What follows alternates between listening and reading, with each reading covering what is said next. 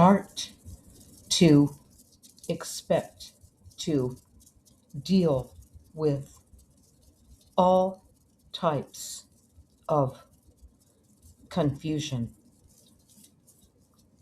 We are unstoppable when you are calm, as this will be feeling heavy to get through. Okay, what are you talking about? What are you referring to? A development will occur that will be full of anxiety, and that will exhibit a time that you are bringing your fears to the surface. Before you align with that frequency, cut off the outer feed. You mean what's being broadcasted? Yes. You will help no one when you are their puppet. When you say their puppet, surrender to their big event that will not be for your best good. You must calm down. You will need help with this. We are suggesting that you start to use your journal on the occasion that you will need to refer back to a more stable you. Okay, so what you're saying, correct me if I'm wrong, they need to start writing in their journal, like you said, 15 minutes each day, like checking in with themselves about how they feel about this world and how they're experiencing it. So they have the insight to review when things get out of whack. Yes. On that note, only what you have in hand, not what you are being served, will align you with clarity that will solve the confusion that others will be stopped out by. Okay. You are not for sale. Wow, what does that mean? You are not their puppet. You are a sovereign being that came here to vibrate to a strong essence that is who you are. Before you can bring this back, you will need to lean into our recommendations about writing the facts in your journal. You are better than you think. Yes, you will be free of this, but you must do your inner work to come back as you before you are broken down by their will.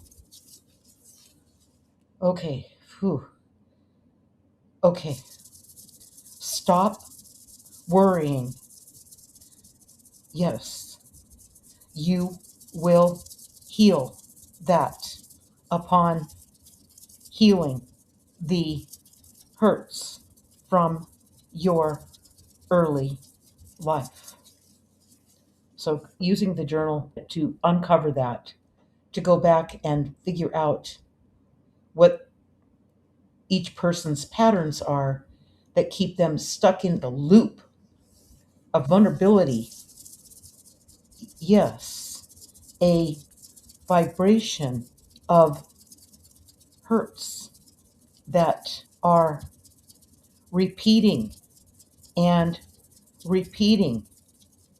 Yes, with time, you will be free of this chain that has worked against you your entire life. Start today because you are not here to be used by a force that has no concern for your best good.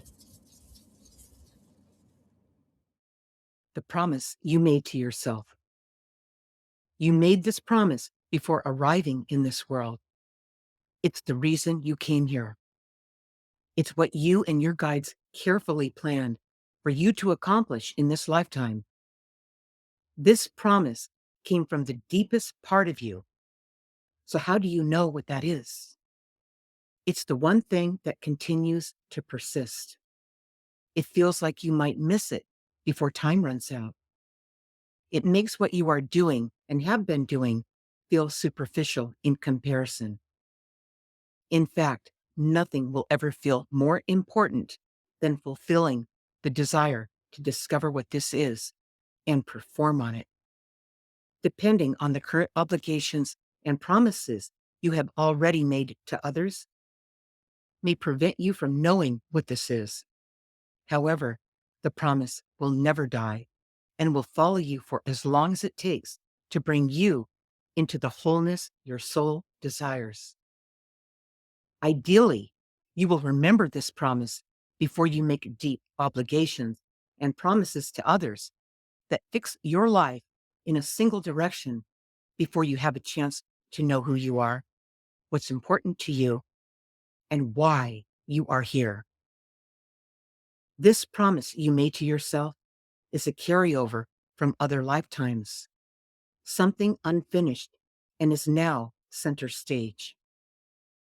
The best way to identify this promise is to write in your journal about what you feel has been missing in your life.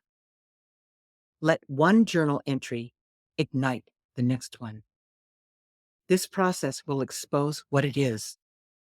It may come out as a fantasy you've had that deeply touches your heart, an injustice that needs rectifying, or something that called you into service to help others.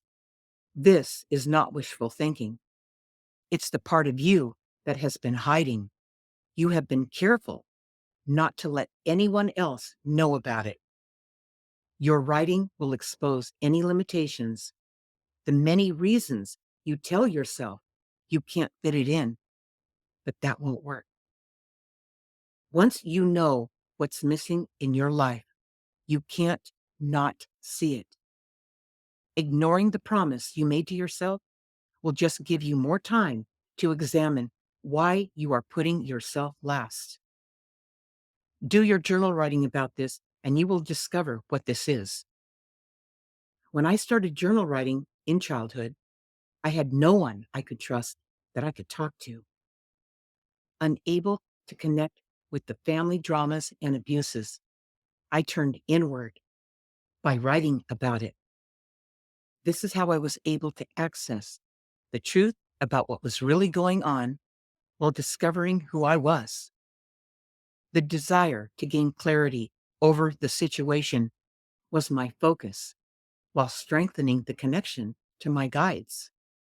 It all had a life of its own. So if you don't remember the promise you made to yourself, start writing about what is still missing in your life.